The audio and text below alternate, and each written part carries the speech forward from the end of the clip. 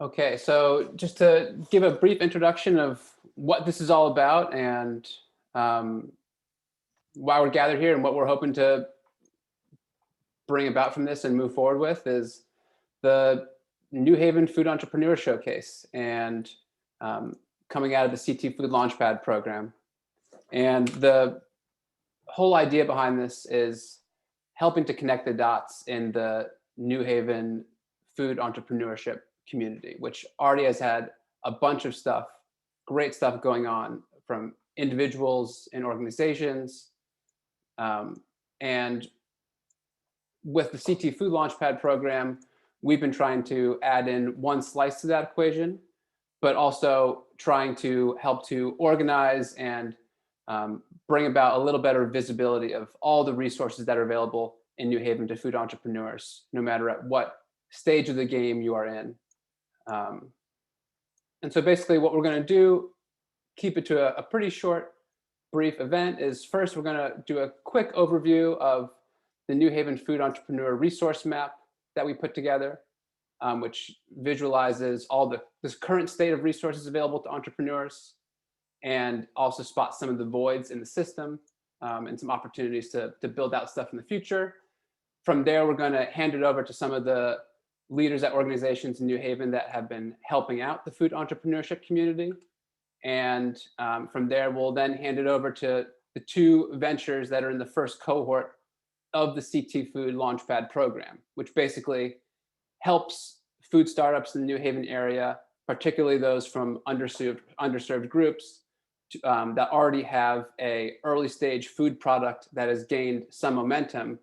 The CT Food Launchpad program helps them to refine that recipe, prepare it for whole-scale production, and then ultimately get them shelf space at Connecticut retailers. So without further ado, we can share the New Haven Food Entrepreneur Resource Map.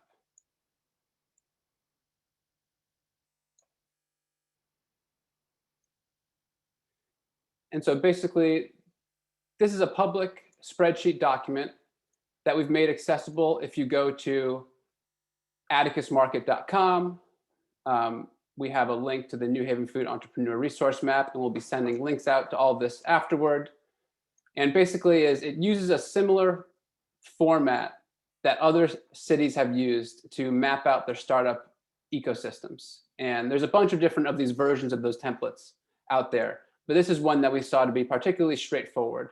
It's usually used for tech startup communities, but we saw a way to kind of modulate it into making sense for this context. And so basically the idea is it spots current resources for New Haven entrepreneurs as you move from the initial ideation stage through the launch stage and through the growth stage of your business. And what we attempted to do over the past few months is reach out to some of the organizations that are out there who we know are already contributing and ask if they feel comfortable being included on this map. And then we tried to take our best guess for where they best fit in. So the idea here is that if you are a business who's just getting started out and you're just trying to get your concept together, then you might focus on the idea stage and be focusing on potentially the Food Business Accelerator from Collab and City Seed, or the Concat Culinary Arts Program if you're kind of looking to just get started with some of the getting your business together. From there, there's a bunch of resources in the launch phase if you are trying to then formalize your business and you're needing legal assistance. If you're needing kitchen space, there's the City Seed Commercial Kitchen. If you're looking to do food sourcing, we have distributors and providers in the area. The CT Food Launchpad, kind of what we're talking about now, we see as fitting in kind of in there in terms of you already have a product that has gained some momentum and you're hoping to now bring it to the next level. And then the growth stage. If you're looking for funding, looking to scale up, looking to really partner with a business for co-manufacturing. And then there's also these side portions here that are kind of complementary throughout this process. So, government services, including from the city's food policy division that we'll hear from in a little bit. Large employers and universities that are great sources of talent. And then down here, we also have some success stories and clusters in the area of where in the New Haven area are food businesses linked together and clustering. For example, the Port area, Long Wharf, Fairhaven, even out in Brantford and Hamden. So we see this as just being a start to this public map. And we encourage anybody to share this, bookmark it. You can add in any comments about any resources that are missing from here. The idea then is this other tab has a more detailed view of the specific resources that all these organizations are providing and what the contact info is to reach out to them. So we're hoping that this is a start for a very useful directory that hopefully grows in the future and provides value to a lot of folks in the New Haven and greater area. Okay, so now we'll hand it over to some of the folks that are included on this resource map and are really leading the development of the food entrepreneur resource community in New Haven. So we'll kick that off first with Michael Harris from the New Haven Innovation Collaborative. After that, we'll hear from Latha Swamy from the City of New Haven Food System Policy Division, and then the Food Business Accelerator with George Black and Courtney Renton. So Michael, I'll hand it over to you first right now.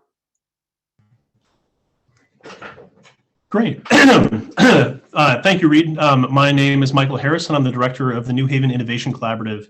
And we're an organization that stewards the CT Next Innovation Places program, which receives state funding to invest in resources to support entrepreneurship, innovation, and talent training for our innovation economy. And about 2 years ago, food was one of the topics that was added by our board to our area of investment, seeing both the historic nature of food in New Haven, as well as the new food technologies that were coming out, and seeing an opportunity to have resources and facilities that could meet both of those needs. And so I'm personally very excited by these first two ventures that are coming through this program. Over the course of the last 2 years, we've been able to help CT Next funding support the Food Business Accelerator that you'll hear from later today, as well as the City Seed Commercial Kitchen. Our program with the library, the I-Squared Innovation Center, has also had a creative in residence, Nadine, this last season, who has been doing quite a lot with food and cultural heritage with the Pan-African Kitchen that I encourage people to check out. If you're interested in learning more about our organization, I encourage you to check out our website at nhvinnovation.com, which I'll drop in the chat in just a moment. That website, you can go on and see the list of our different projects that we've supported, as well as comment on our developing strategies that will be going live this next week, as we feature the topics that we're hoping to invest in the coming year. If you have ideas for ways to improve the New Haven food economy with additional resources or support, either storytelling or facilities or training programs, we would love to hear from you. New Haven has forever been a food city, and that's been made possible by wave after wave of new arrivals who have built a real rich cultural heritage.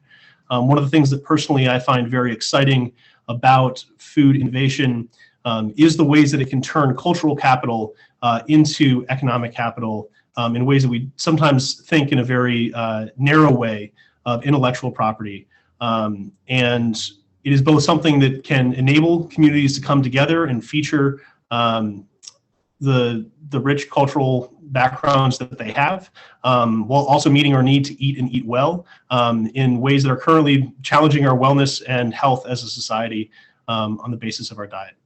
So encourage everyone to check out the website, and looking forward to hearing from each of these different partners trying to support New Haven food entrepreneurs with their aspiring products. Thank you. Sweet, thanks, Michael. And another just addition to everybody, for those folks who did purchase the at-home samplers of the product prototypes that we'll review later on in the session, definitely feel free to start snacking on those now. And there's a QR code that came with those. And you can, if you scan that, that will take you to a short survey that will be really helpful for us to be improving the products before we bring them for sale at Atticus Market in the next few weeks, and then plan to be expanding distribution throughout Connecticut grocers. So If those are looking very good, please don't hold back. Okay, so next we will hear from Latha Swamy at the City of New Haven Food System Policy Division. Hey, Latha. Hi, everyone. Thank you, Reed. Thanks, Michael. So I am the Director of Food System Policy for the City of New Haven. I lead the Food System Policy Division. We are a quite unique division within municipal government and therefore can play a unique role in New Haven's food landscape. So a lot of what my division focuses on is reducing barriers and streamlining municipal food policies to advance equity in the food space.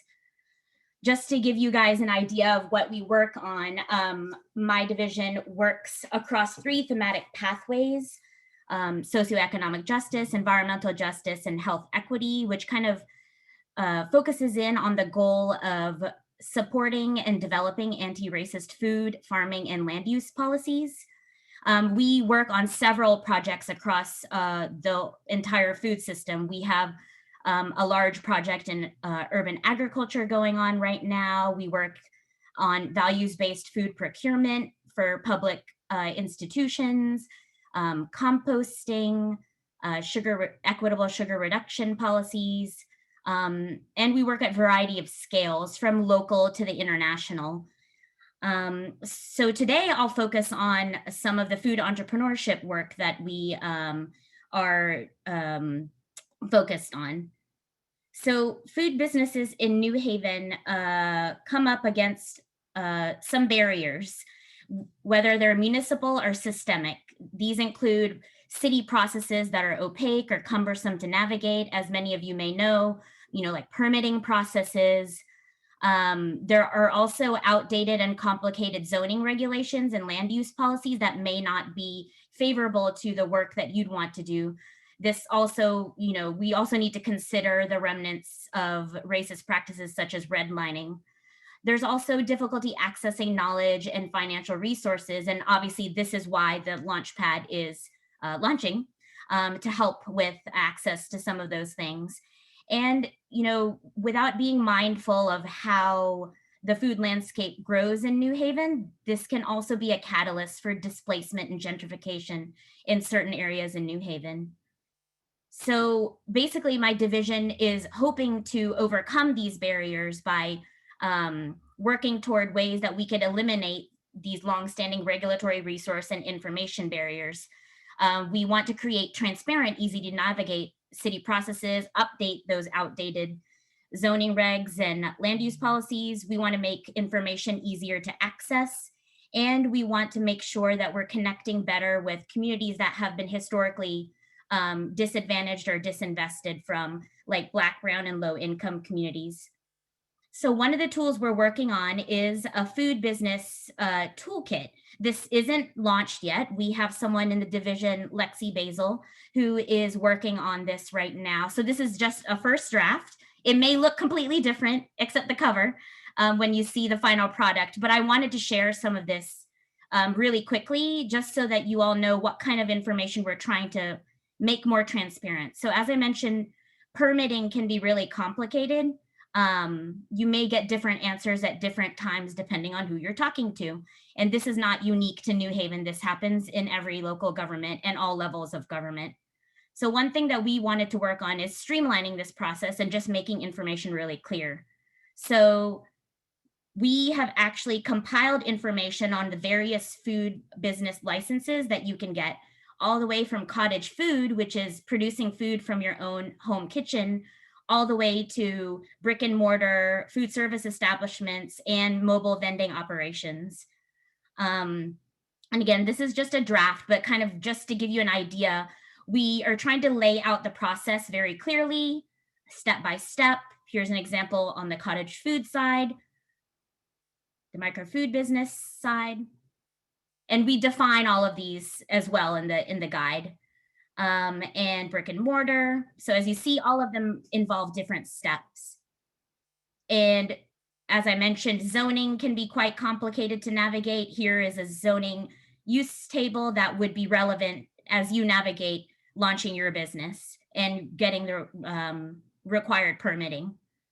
So we are really excited about trying to make this information more accessible. And not only are we going to have this English version, we are also planning to have a variety of languages available. So that's another piece about, overcoming information barriers. And if you want to follow our work and just keep track of all of this, and obviously also, receive the document when it's launched, please visit our new website. It's still has a lot of content that needs to be added to it, but definitely check back frequently. That's at foodpolicy.newhavenct.gov. And we're also on social media at NHV Food Policy. And yeah, if you have questions on permitting, trying to navigate any of that, feel free to contact our department, our division, and we'll be happy to try to walk you through it. And just to clarify, we are not a regulatory division. So that's, permitting is regulated by the health department and a variety of other departments. We are just trying to make sure that people can easily access the information and understand the process. So we're there to try to help you walk through it. We're not necessarily the end game decision makers on it. But yeah, I hope that kind of makes that whole process a little bit less daunting. And yeah, please feel free to reach out. I'll put here's our website, and then I'll also share our general email address in the chat as well. So thank you so much. Thanks, Latha. And yeah, to all attendees, our panelists will be putting in more information and links to other stuff in the chat as we go on. So stay tuned there. So next up, we will hear from George Black and Courtney Renton from the Food Business Accelerator from Collab and CitySeed.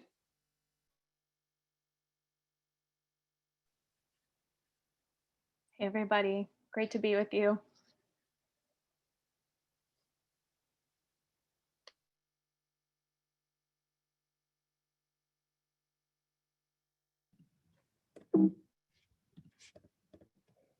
Hi, everybody. My name is George Black. I am one of the venture managers with Collab. Hi, everybody. I'm Courtney Renton, and I'm the executive director of CitySeed. And we are here to share with you about the Food Business Accelerator, which is a program created and run in partnership by CitySeed and Collab.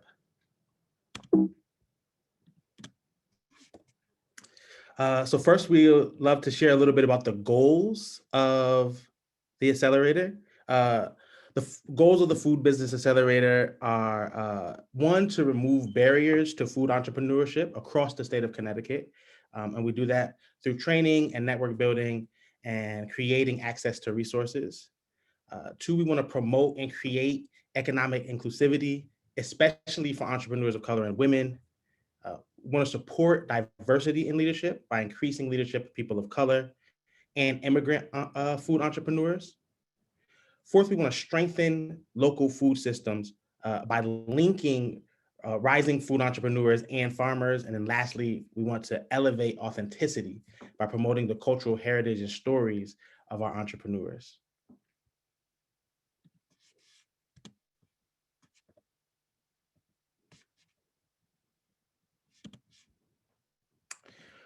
Our accelerator is a 12-week program, and those who are accepted into the program, they get 12 weeks of virtual workshop series on leadership, entrepreneurship, wholesale and local procurement, legal and regulatory requirements, as well as things like customer discovery and marketing as well. They get an hour of free licensed commercial kitchen, a number of hours of licensed commercial kitchen space for the duration of the program, one-on-one coaching sessions, an assigned mentor, someone who we pair specifically with the specificity of their venture and the entrepreneur in mind. The possible opportunity to vend at CitySeed farmer markets, serve safe training and certification, specifically for those who don't have it and need it, and an opportunity to pitch in front of investors and community members in the culmination of our program on a pitch day. Also, we're centered around accessibility and making sure that those who would otherwise not be able to participate can. And so we provide assistance and wraparound services as needed, including interpretation and translation services. Lastly, I just want to say a little bit about who we serve. To date, 50% of those who have gone through our program have been low-income entrepreneurs. 86% are entrepreneurs of color, and 32% are immigrant and refugee entrepreneurs. So again, wanting to create space to get access and resources and confidence into the hands of people who have been systematically pushed out of the entrepreneur space. Now I'm going to push it to Courtney, who's going to tell us a little bit about our graduates. Thanks, George. So the real stars of the Food Business Accelerator are the ventures that have come and gone through the program. So we just wanted to showcase some of the alumni. And we also just dropped a link in the chat that shows the ventures who are currently part of the 2021 cohort. We're right in the middle of it. So got about 5 weeks left, but showcase some of the folks who've come through the program. Many of you probably already know Vegan Ahava, New Haven favorite.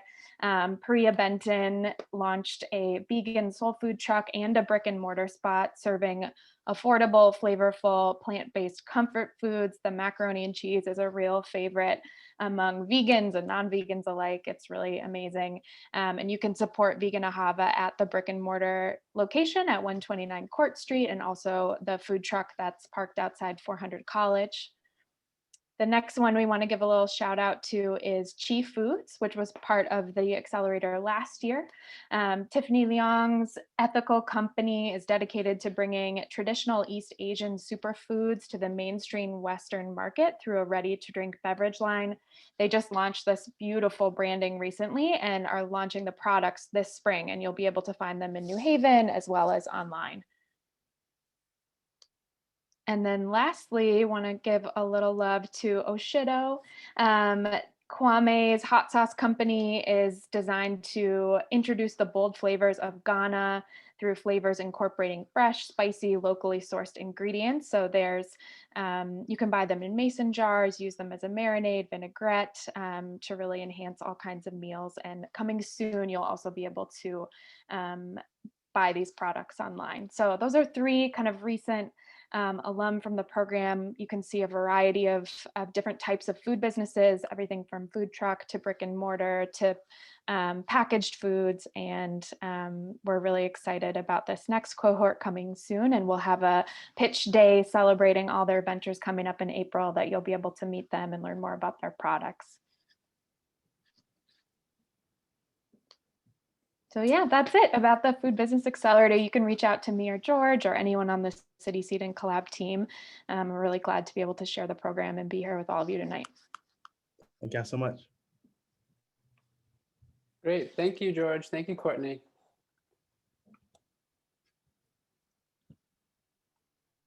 So now we will switch over into focusing more on the specific prototype samplers for the 2 ventures that are part of this first cohort of the CT Food Launchpad.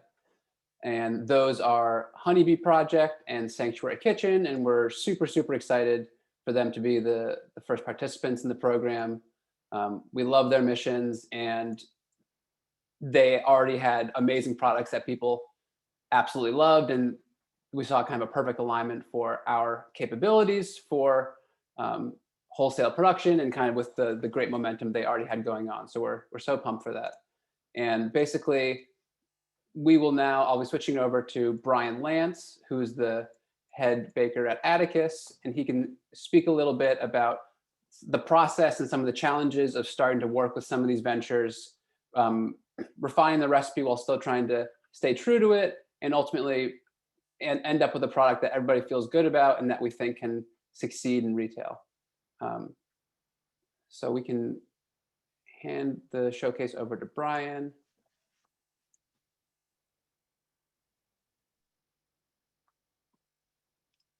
All right. Hi, everyone. Hope everyone's having a good night. So I'm Brian. I'm at Atticus Bakery. I'm just one member of a whole team of bakers that went into this process.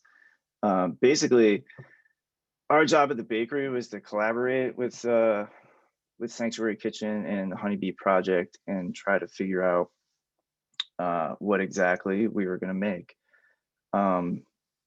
Basically, that involved like weeks of R&D and testing, and then putting things into like a dry run of production to see how we could fit it into our current schedule. So first, we'll go with Sanctuary Kitchen. They came to us with established products already that they wanted to refine and like try to find a broader audience for. That was the za'atar roll and the kikadu. Za'atar roll is basically, it looks sort of like a cinnamon bun. You'll see it in your pack. It's in a 4-pack in a 6x6 cart. And it's rolled up with za'atar seasoning. And the kikadu is a roasted butternut squash bread, which is in like the 7x3 carton and in a bag. Both of these were pretty challenging for us because no one had really ever had them before on our team. We have a very multicultural team and people from, you know, different parts of the world in the team, but nobody from the parts of the world where these particular recipes originated. So our biggest challenge was to try to find a way to stick kind of close to the recipe without deviating too far and making it just something that was solely ours as if we created it.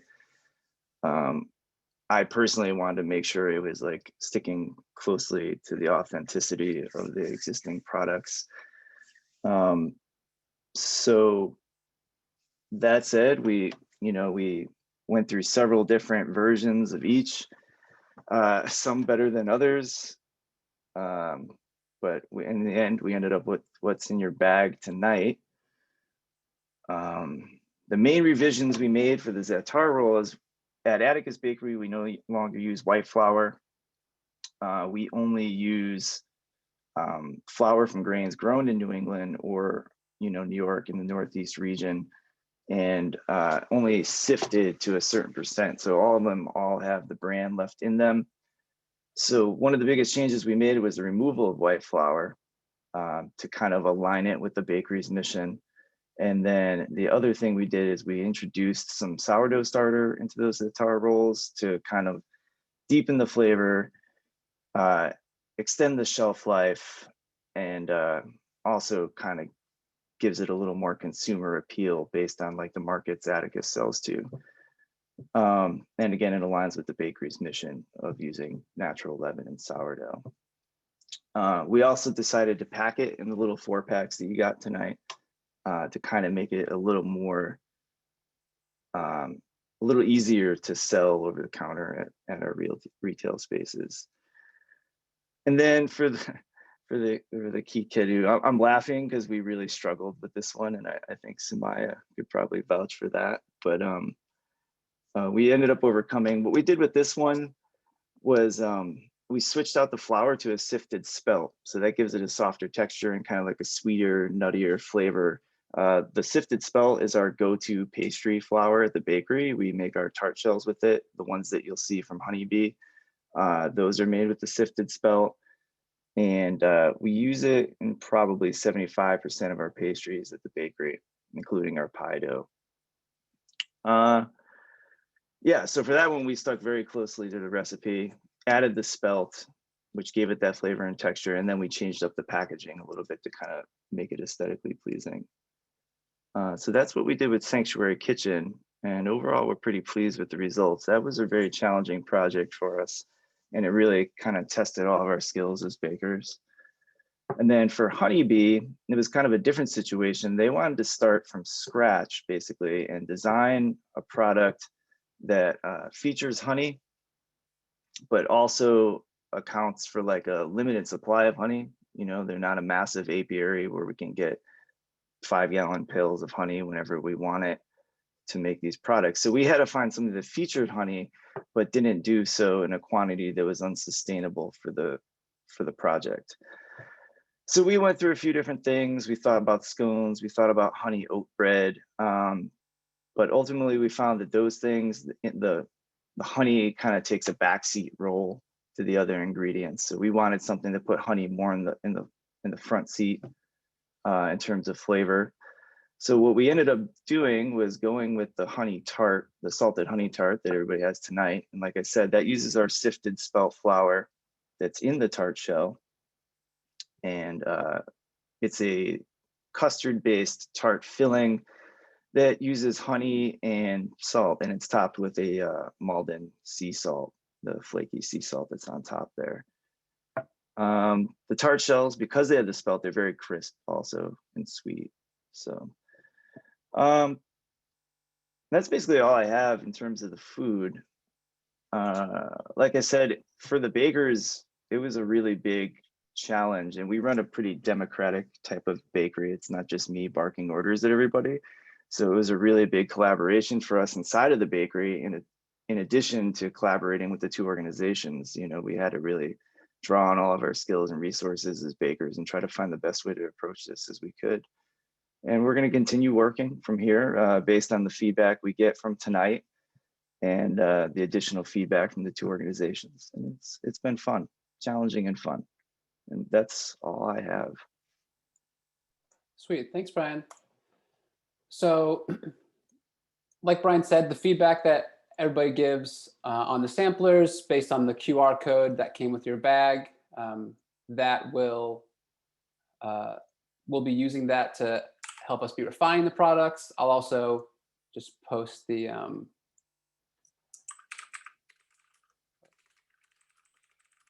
use my bad typing, but there's the survey link again in the chat if anybody missed the QR code. So right now, then we'll shift over to hearing directly from the ventures themselves, Huneebee Project and Sanctuary Kitchen. We're going to start off by first hearing from or watching a video from Huneebee Project, and then Sarah from the Huneebee team will speak for a little bit.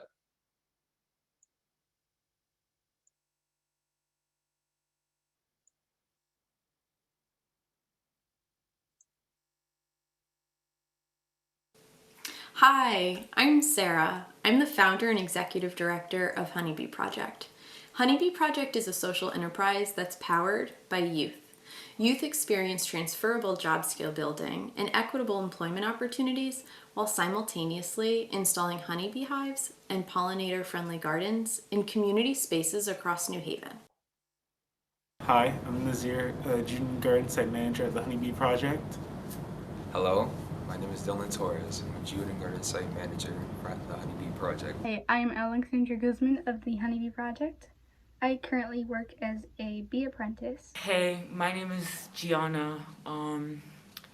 I am a manager of hive sponsorships here at Huneebee Project.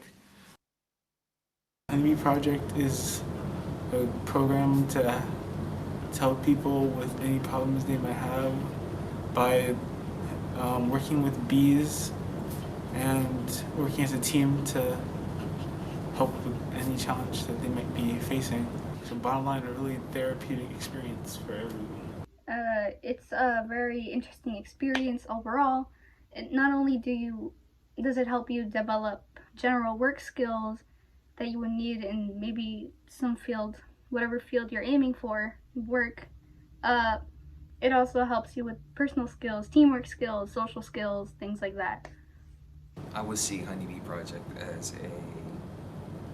as in a youth group that helps take care of the community and like helps with business learning and basic communication with coworkers. With my experiences at Huneebee Project, I kind of learned to maybe have a little bit more patience with myself and maybe even others around me. For me, it's been a very therapeutic experience. It's helped me to become more responsible and taught me to get things done on time and helped me with my personal social skills. It's also given me a lot of experience in maybe talking in front of big groups and expressing myself better as a person. I've also been able to take what I've learned and share it with other people who haven't the slightest idea how important honeybees are. And it just makes me excited to know that I can take all of this and share it with everyone else and have them all on the same side to save the honeybees and start doing better for our community. And if we want to keep doing that, it's something that I want to continue doing in the future, like be 30 and have my own hives and like celebrate just the life of bees.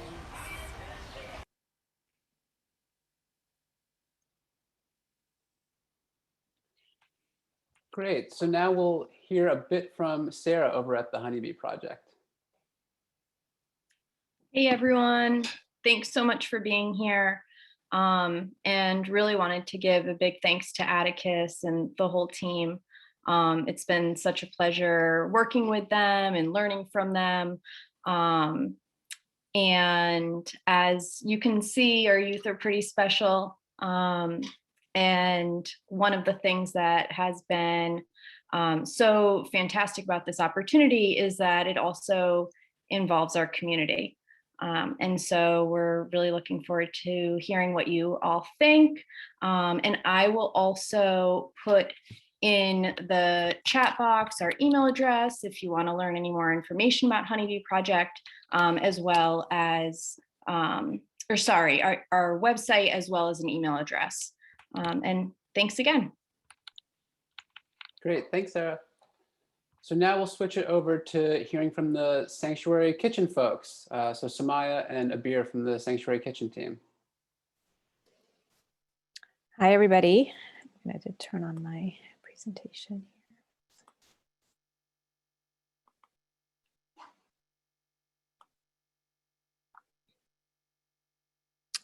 here. So my name is Sumiya, and I'm the program manager for Sanctuary Kitchen by City Seed. We partner with refugees and immigrants to build economic opportunity and authentic connections in the community using food. So our vision is to take existing culinary skills of refugee and immigrants and enhance them in a supportive environment that honors their story, their traditions, and at the same time fostering community and understanding with our newest residents. And similarly, we also offer professional development opportunities, and we do this using food as our medium. So at Sanctuary Kitchen, we host culinary events such as cooking classes and dinners that are led by our refugee and immigrant chefs.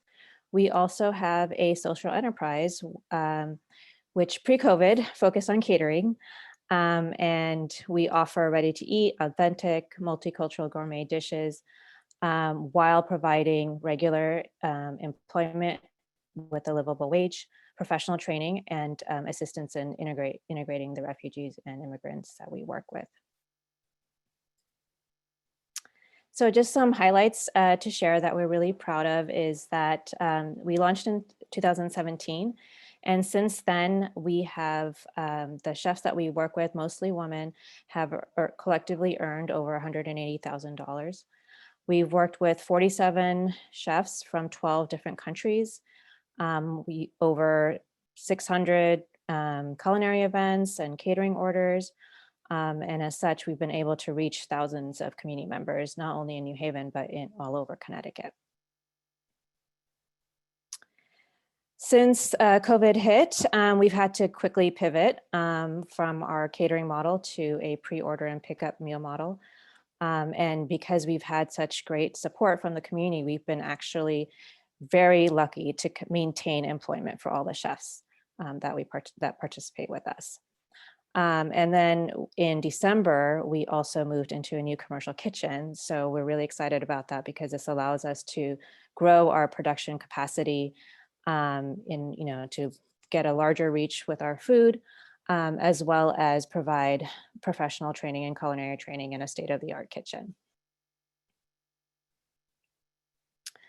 In our culinary program, we focus on a couple areas of training. We provide a culinary ESL class for the chefs. And so this is different and actually very unique in the country to provide an ESL class that's focused on food and kitchen operations. So this allows the chefs to really improve their English speaking skills and it's based on really like real world and practical tasks that they are involved in a daily basis. Our culinary training is also unique in that the chefs that we work with are all very experienced home cooks and are amazing cooks. So the training that we provide is to take those skills and apply them in a professional environment. And so this goes beyond, basic cooking techniques and knife skills. They're learning measurement conversions because here we don't use a metric system like the rest of the world. And then working with recipe development and scaling and building a business.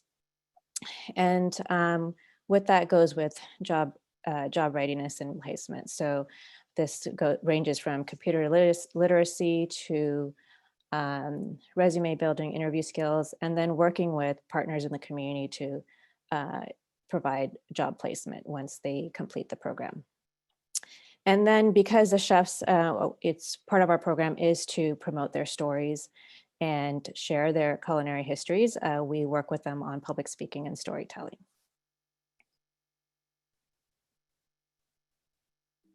Oops. I think my computer is frozen. Oh, there we go. So we are very excited to work with the Launchpad project with Atticus. Atticus has been a great partner and mentor for Sanctuary Kitchen since we started, and we've have been continuing to support us as we grow. And we're really excited about working with them to scale our products and get them into other areas and other markets. Like Brian said, it's a work in progress. There's a lot of iterations that need to happen. The cake kadu, which is a Huma's recipe, it's an Afghan recipe, is still something that I think we need to tweak a little bit to get it just right. And Abir, who's on with us today, is actually going to talk about her za'atar rolls that you have in your bag. But before, I just wanted to let you know how you can connect with us and learn more about Sanctuary Kitchen. Just visit us on our website and on social media. Thank you.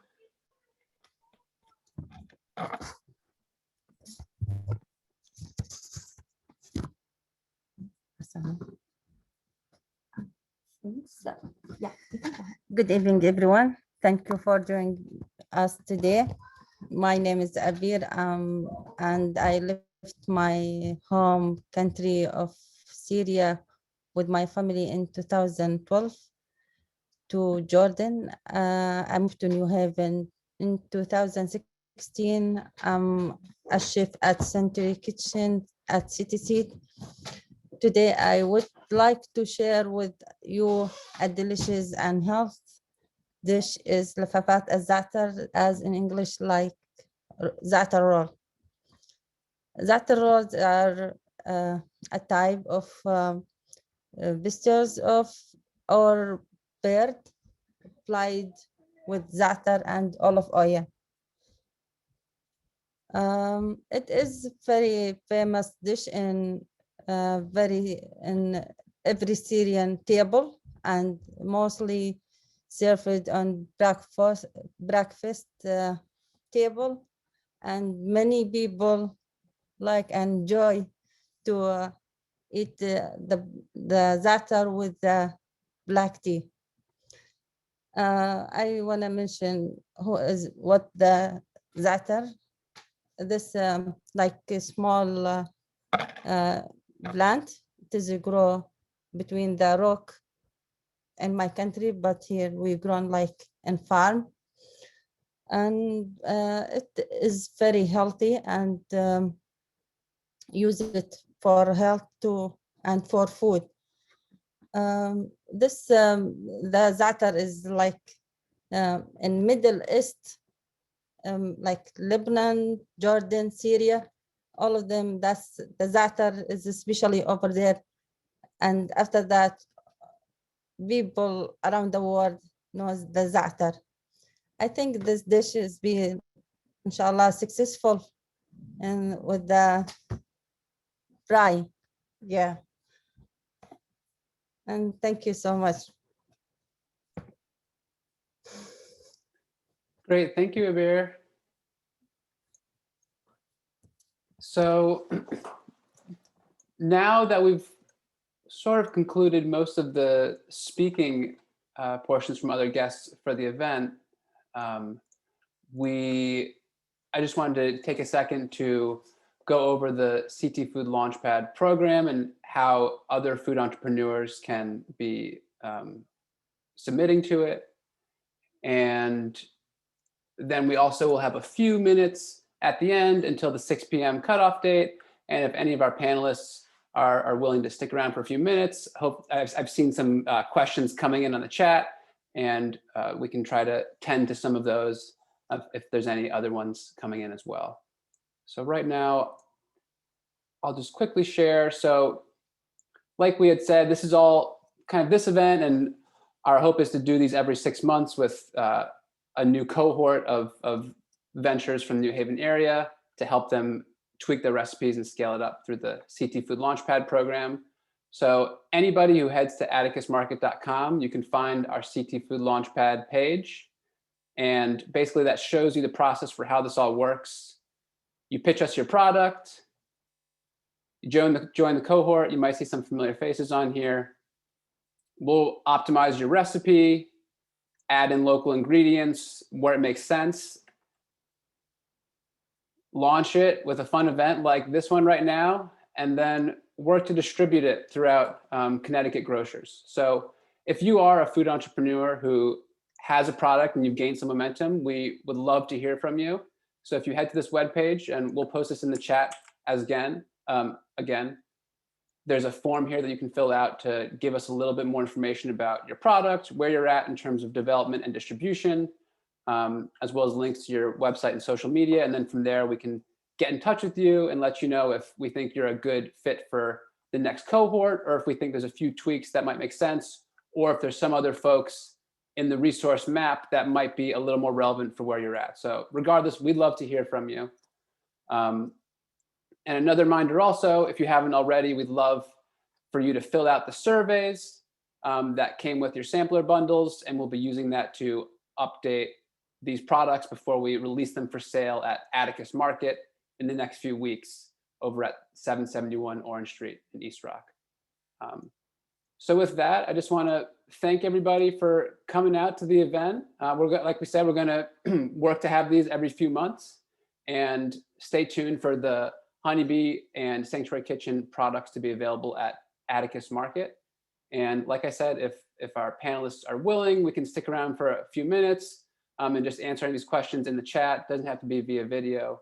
But thank you everybody for attending. And we did record this, so we'll be sharing it online hopefully next week for other folks to tune in. So thank you so much.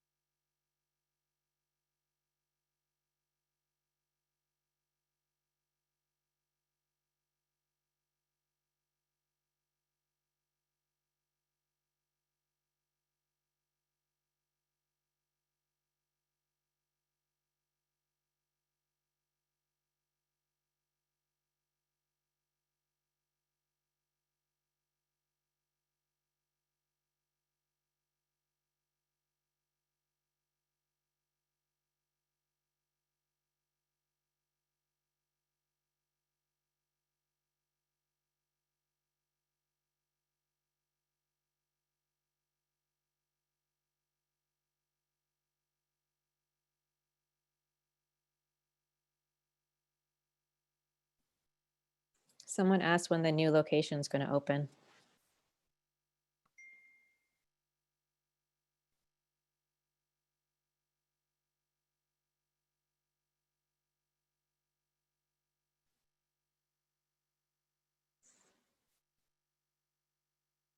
Abir, a lot of people are commenting about how delicious the za'atar rolls, and someone did also have them with black tea. That's great. And certainly it's delicious.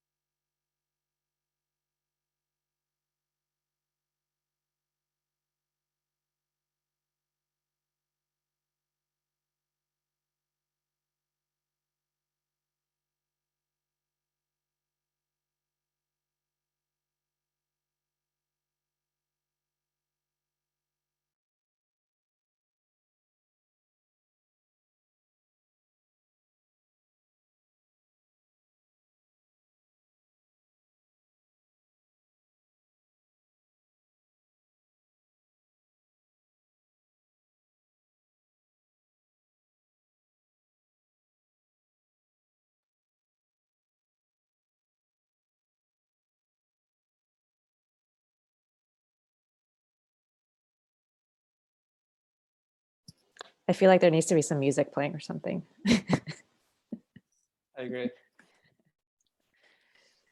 Yeah, you want to play us out, Reed? Yeah, let me see that.